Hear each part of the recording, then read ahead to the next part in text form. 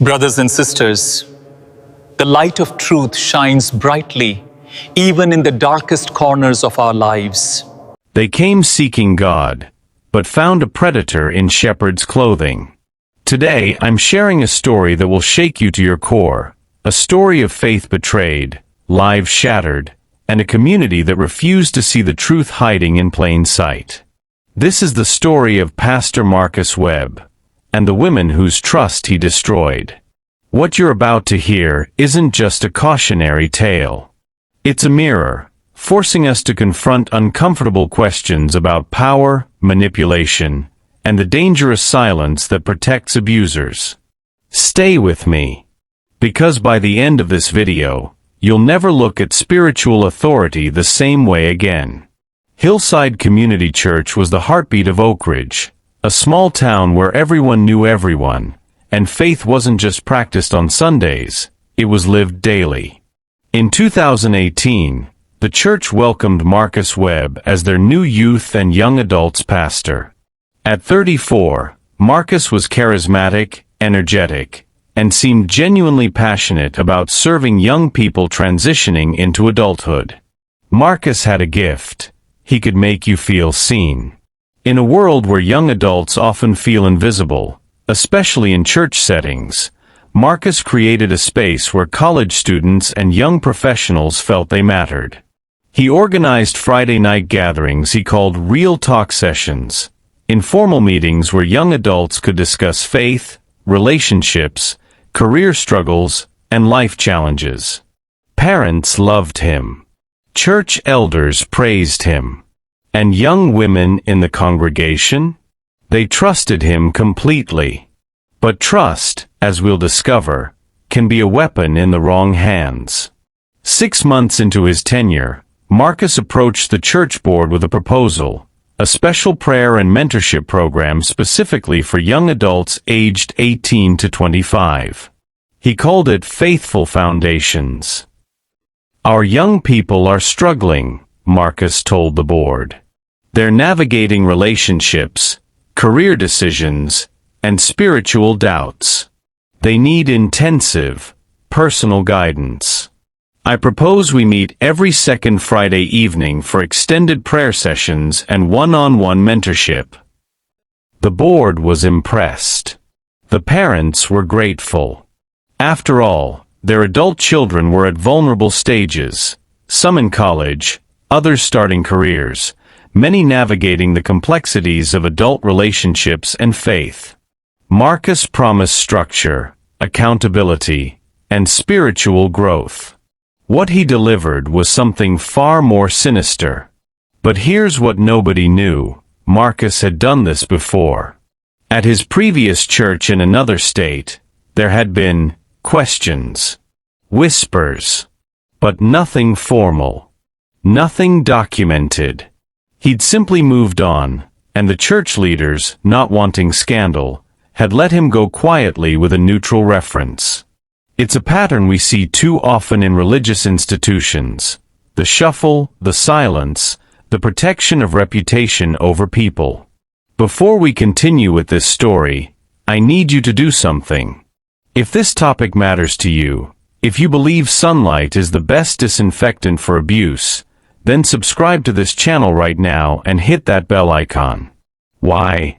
Because YouTube's algorithm suppresses content like this. Uncomfortable truths don't get promoted. But together, we can make sure these stories reach the people who need to hear them. Your subscription isn't just support, it's resistance against silence. Hit subscribe, ring that bell, and let's continue. The Friday sessions began in September 2018. About 15 to 20 young adults attended regularly, both men and women. The format seemed innocent enough: group prayer, discussion, and then Marcus would offer to provide individual spiritual counseling to anyone who wanted it. Sarah was a recent college graduate struggling with her faith. She'd been raised in the church but was questioning everything. Marcus seemed like the perfect person to help her navigate this crisis. In their first private session, Marcus was pastoral, kind, asking about her doubts. But by the third session, something shifted. He began asking about her dating life, her physical relationships, her most intimate struggles. He framed it as spiritual accountability, but it was invasive, inappropriate. Then came the touch. A hand on her shoulder that lingered too long. A hug that felt too intimate. And then the confession. Marcus told Sarah he was struggling with feelings for her. He said God was testing them both, and that their connection was spiritually significant. Sarah was confused, flattered, and terrified all at once. This was her pastor. A married man. A figure of authority. But Marcus had spent months building trust, breaking down boundaries, making her feel special. This is textbook grooming behavior, even with adults. Abusers don't announce their intentions. They groom, slowly, methodically, strategically. Jessica's story was eerily similar. She came to Marcus struggling with depression after a painful breakup. He offered pastoral care, extra prayer sessions, text message check-ins, phone calls late at night when she was feeling low. Gradually, those check-ins became more personal. Marcus shared his own marital struggles, creating a false intimacy. He positioned himself not as her pastor, but as someone who truly understood her in ways nobody else could. Within 3 months, Marcus and Jessica were in a sexual relationship. He convinced her it was complex but meant to be, that God had brought them together, and they just had to be wise and discreet until he could figure things out with his wife. What Jessica didn't know, what Sarah didn't know, was that they weren't alone. Marcus was running the same playbook with at least 4 other women in the congregation simultaneously. He used spiritual language to justify sexual exploitation. He used his position to isolate and manipulate. And he used the trust of an entire community as cover. Now, here's the part that makes me angry, and it should make you angry too. Marcus didn't operate in a vacuum. There were warning signs.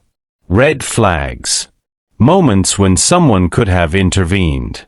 Rachel Morrison, an assistant pastor at Hillside, noticed something odd. Marcus was always alone with young women.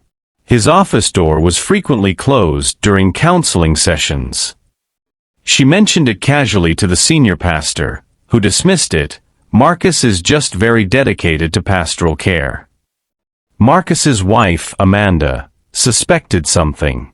She found text messages on his phone, nothing explicit, but emotionally intimate exchanges with multiple women. When she confronted Marcus, he gasped and said she was jealous of his ministry and attacking his calling. He weaponized faith against his own wife. One mother, Mrs. Chun, asked why her 23-year-old daughter seemed so emotionally attached to Pastor Marcus. She raised it with a church elder, who assured her, "Pastor Marcus is just very good at connecting with young people. It's his gift." Every institution that enables abuse follows the same script: minimize, rationalize, protect the institution. Nobody wants to believe that their beloved pastor could be a predator. So they don't. They explain away the evidence until they can't anymore. Everything changed in March 2020. The pandemic forced the church online, and suddenly, the Friday sessions stopped. The one-on-one counseling became harder to facilitate. And in that space, that pause, women began to talk. It started with Jessica and Sarah meeting for coffee. They were friends, but had never discussed their relationships with Marcus. But that day, something shifted. Sarah made a passing comment about complicated feelings she had about Pastor Marcus. Jessica froze. Then carefully she said, "What do you mean?" That conversation opened a floodgate. Within a week, 5 women had come forward, each with a nearly identical story, targeted spiritual counseling that became emotional manipulation that became sexual relationships. All hidden. All conducted under the guise of pastoral care. But here's what broke my heart researching this story. These women felt shame. Not Marcus, them. They felt they had betrayed the church. They worried people wouldn't believe them. They feared being labeled as troublemakers or temptresses. This is what spiritual abuse does. It inverts guilt. The victim becomes the one who feels responsible. Listen, if you're still watching, you're exactly the kind of person who needs to share this video. Hit that subscribe button if you haven't already, and ring the bell, because I create content that holds powerful people accountable, and I need your help getting these stories in front of more eyes. Too many churches, organizations, and communities are still protecting abusers. Your subscription is your vote for transparency. Do it now, then let's finish this story. In April 2020, the 5 women jointly approached the church board with their testimonies. The board's initial response? Shock, denial, and an instinct to protect the church's reputation.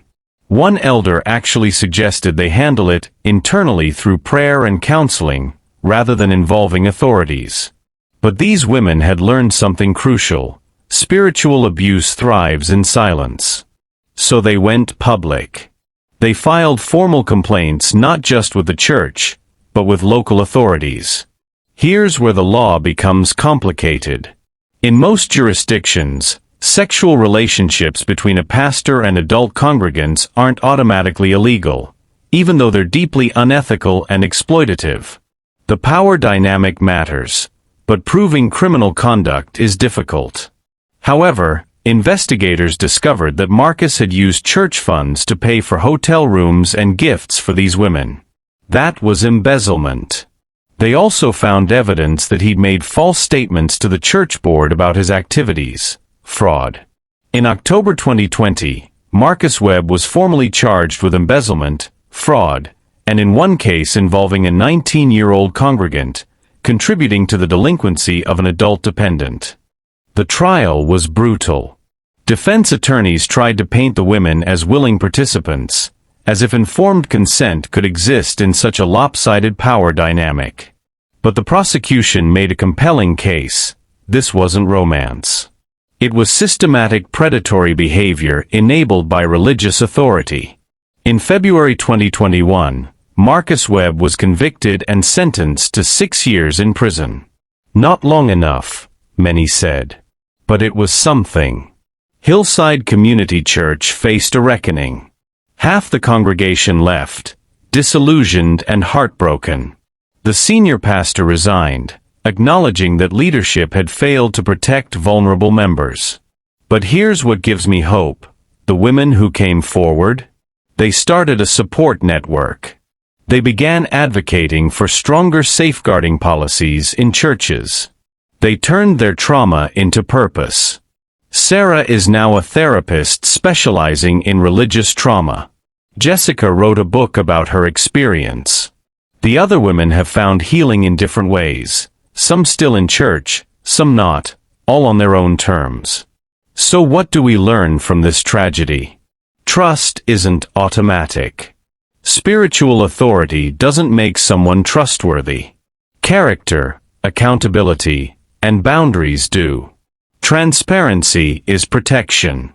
Closed-door sessions, private communications, and secretive relationships between leaders and members are red flags. Believe victims. The default response should never be to protect the institution.